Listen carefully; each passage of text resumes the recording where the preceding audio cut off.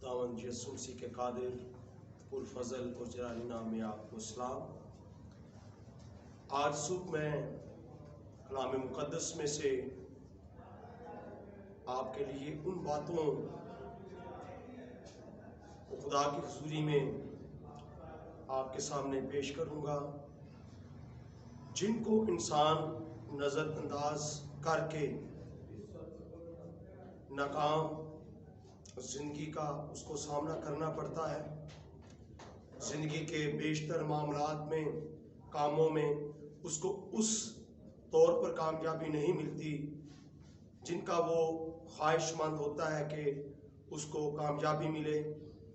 बाज़ दफ़ा हमने देखा है इंसान अपनी फैमिली में ही फेल होता है, अपनी जॉब में, अपने बिजनेस में, यहाँ तक कि कई दफ़ा हमने देखा है कि कलीसिया में ऐसे लोग हैं जो पास्टर साहबान के साथ इस बात का बारहा तज़किरा करते हैं कि ज़िंदगी के मामलात में उन्हें वो कामयाबी नहीं मिल रही, वो उन्हें बेहतर तौर पर अच्छे रिजल्ट नहीं मिल रहे जो वो चाहते हैं। तो आइए खुदावंद का कलाम इसकी बाबत क्या कहता है। मेरे साथ निकालिए अमसाल की किताब, उसका 8वां बाब और उसकी 32वीं आयत से मैं आपके लिए खुदावंद के कलाम को पढ़ूंगा। लिखा है, इसलिए ए बेटो मेरी सुनो, क्योंकि मुबारक हैं वो जो मेरी राहों पर चलते हैं। तरबियत की बात सुनो और दना बनो और इसको रद्द ना करो। मुबारक है वो आदमी जो मेरी सुनता है और हर रोज मेरे फाटकों पर इंतजार करता है और मेरे दरवाजों की चौखटों पर ठहरा रहता है। खुदा उनके कलाम के पढ़े और सुने जाने पर उसकी बरकत हो। खुदावन का बंदा सुलेमान, इस किताब अमसाल का लिखने वाला,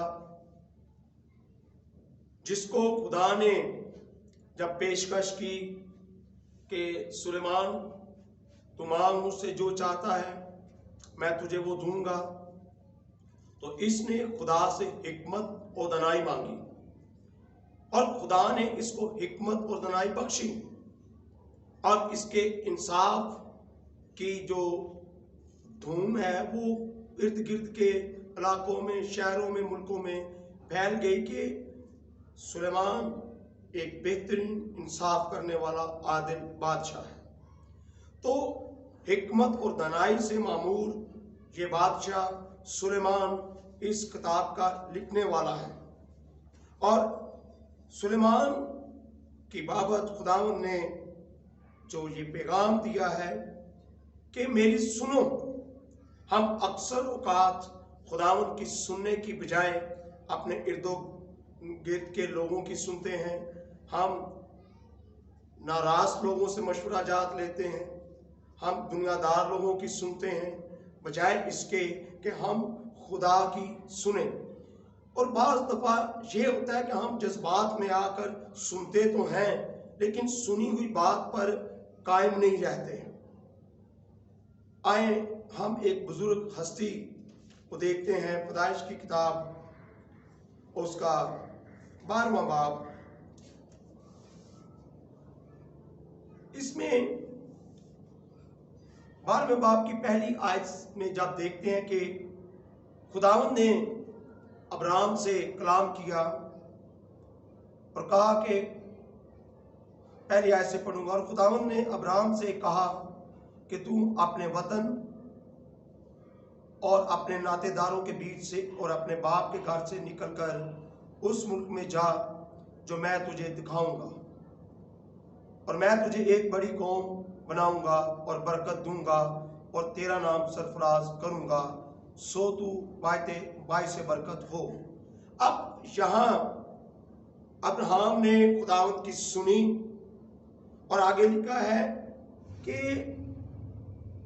सो, चौथी आयत से, सो अब्राहम खुदावंद के कहने के मुताबिक चल पड़ा, यानी उसने सुनी और सुनकर कबूल किया और उस पर अमल किया, और ये अपनी बीवी को लेकर, अपने भतीजे लूत को लेकर उस जगह, उस मकाम, उस मुल्क की तरफ रवाना हुआ है जो खुदावंद ने कहा था कि मैं तुझे बताऊंगा, तूने वहां रहना है, फिर मैं वहीं तुझे एक बड़ी कौम बनाऊंगा।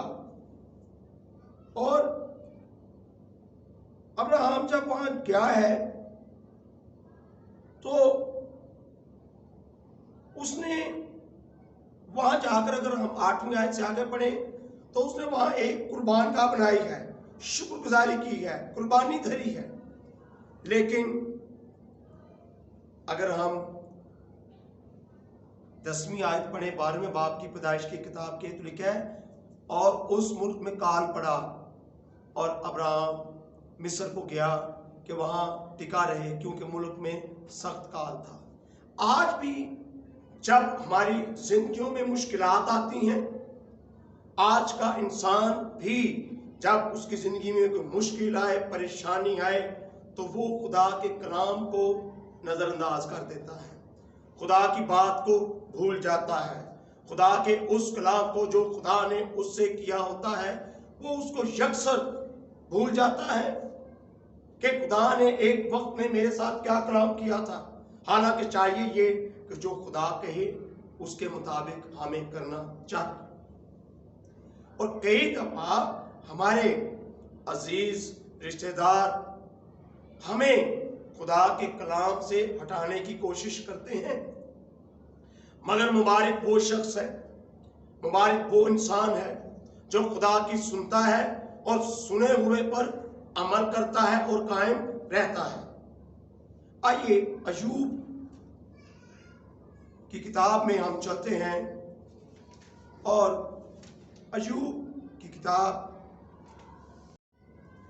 और जब उसका हर तरह का नुकसान हो चुका था, तो भी जब उसके बदन को भी नुकसान पहुंचा और उसके बदन पर नासूर हो गए, तो उसने, उसकी बीवी ने क्या कहा। दूसरा बाब अयूब की किताब का 6ठी आयत से पढ़ेंगे। खुदावंद ने शैतान से कहा कि देख वो तेरे इख्तियार में है, वक्त उसकी जान महफूज रहे। तब शैतान खुदावंद के सामने से चला गया और अयूब को तलवे से चांद तक दर्दनाक फोड़ों से दुख दिया। अब उसको तकलीफ दे रहा है कि किसी तरह ये रास्तबाज अयूब, साबर अयूब खुदा के कलाम से हट जाए, खुदा की राह को तर्क कर दे। यहां तक कि उसकी बीवी भी उसको मशवरा दे रही है और कह रही है, और वो अपने को खुजाने के लिए एक ठिकरा लेकर राख पर बैठ गया। गौरतलब आयत, नामी आयत। तब उसकी बीवी उससे कहने लगी कि क्या तुम अब भी अपनी रास्ते पर कायम रहेगा?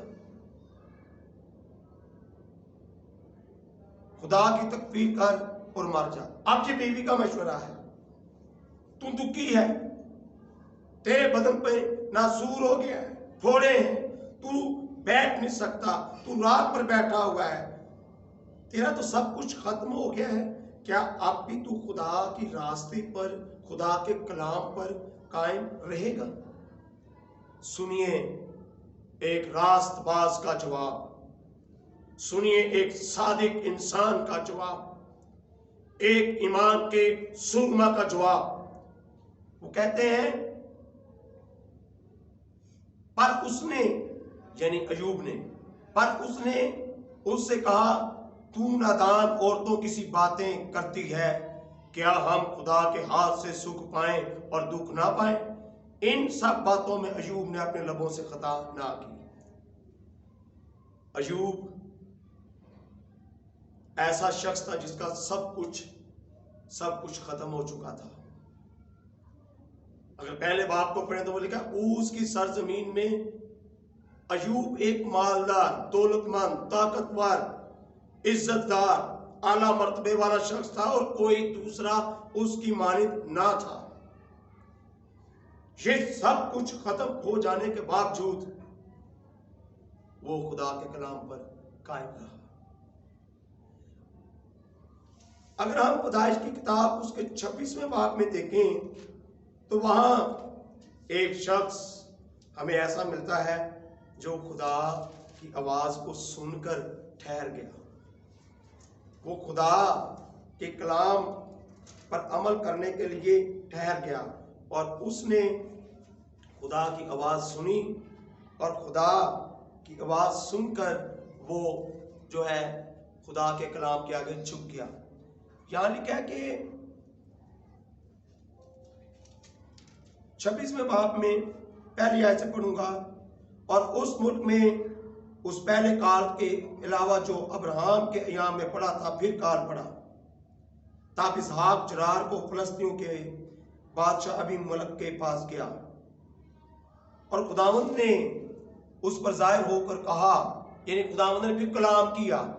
खुदावंद ने जाहिर होकर उससे कहा कि मिस्र को ना जाना, बल्कि जो मुल्क मैं तुझे बताऊं उसमें रह।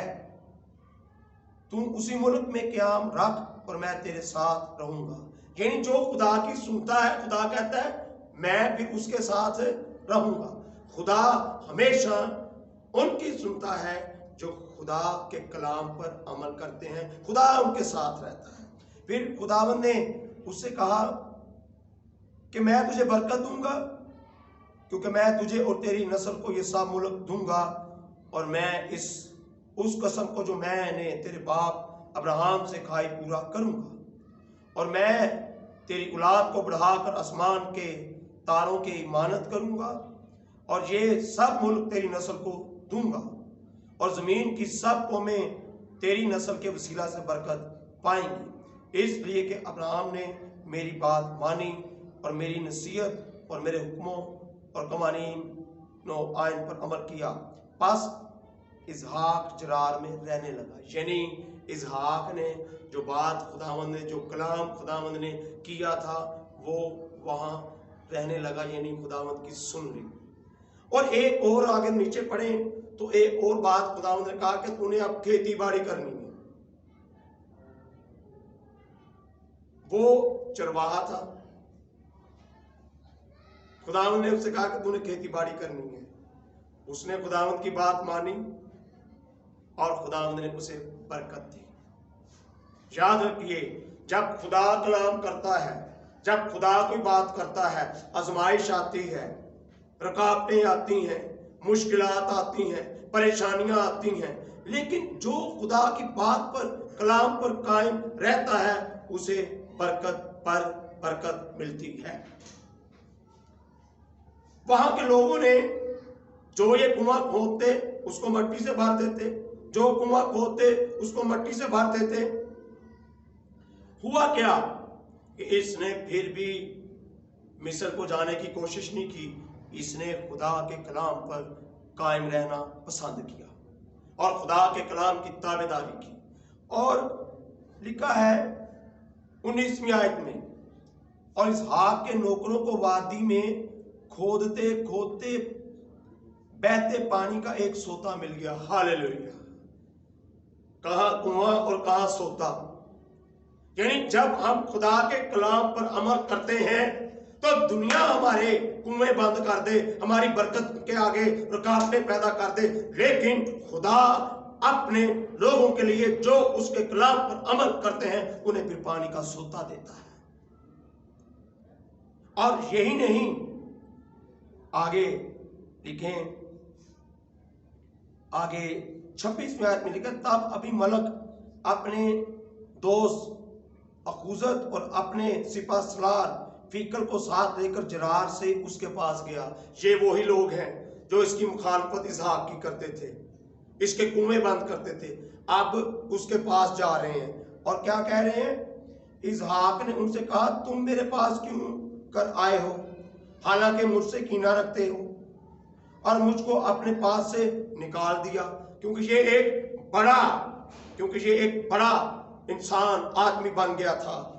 तो उन्होंने कहा कि तू हमसे कसम खा कि हमसे, हमारी नस्ल से कोई तू बुरा सलूक नहीं करेगा। याद रखिए, खुदा के कलाम में लिखा है ज़बूर 23 में तू मेरे दुश्मनों के रूबरू मेरे आगे दस्तरख्वां बिछाता है। और ये हमने देखा है अबीमेलेक और फीकल, ये लोग जो इसके दुश्मन थे, ये इसके आगे आकर अपने आप को सरेंडर कर रहे हैं और इसको कह रहे हैं हमारे साथ एक अहद बांध ले कि तू हमारे साथ, हमारी नस्लों के साथ बुरा सलूक नहीं करेगा। क्यों? यहाँ एक बड़ी खास बात है। 28वें आयत में कहते हैं, उन्होंने कहा हमने खूब सफाई से देखा है कि खुदावंद तेरे साथ है। हालेलुया। हमने खूब सफाई से देखा है कि खुदावंद तेरे साथ है। खुदावंद उनके साथ होता है जो खुदा का कलाम सुनते हैं, खुदा की आवाज सुनते हैं, खुदा की बात सुनते हैं और उस पर कायम रहते हैं। रास्ते में आंधियां आए, तूफान आए, मुसीबतें आए, दुख आए, परेशानियां आए, लेकिन वो खुदा के कलाम से न दाएं मुड़ते हैं न बाएं मुड़ते हैं। अगर आप सदरक, मीशक और अब्दुन्नजू को देखें दानियल की किताब के 3 बाब में, तो बादशाह कहता है मैं देखता हूं कि तुम्हारा खुदा तुम्हें कैसे बचाएगा। तो वो कहते हैं हमें पता है हाय बादशाह कि हमारा खुदा हमें बचा सकता है। अगर वो नहीं भी बचाएगा तो हमने खुदा के कलाम को रद्द नहीं करना, हमने तेरी बात नहीं माननी, खुदा के खिलाफ बगावत नहीं करनी। हम इस मूर्ति को सजदा नहीं करेंगे, हम खुदा के कलाम पर कायम रहेंगे। बादशाह ने 7 गुना आग तेज करवा दी और जो लोग उन्हें आग की भट्टी में झोंकने वाले थे, डालने वाले थे, वो झुलस कर मार गए।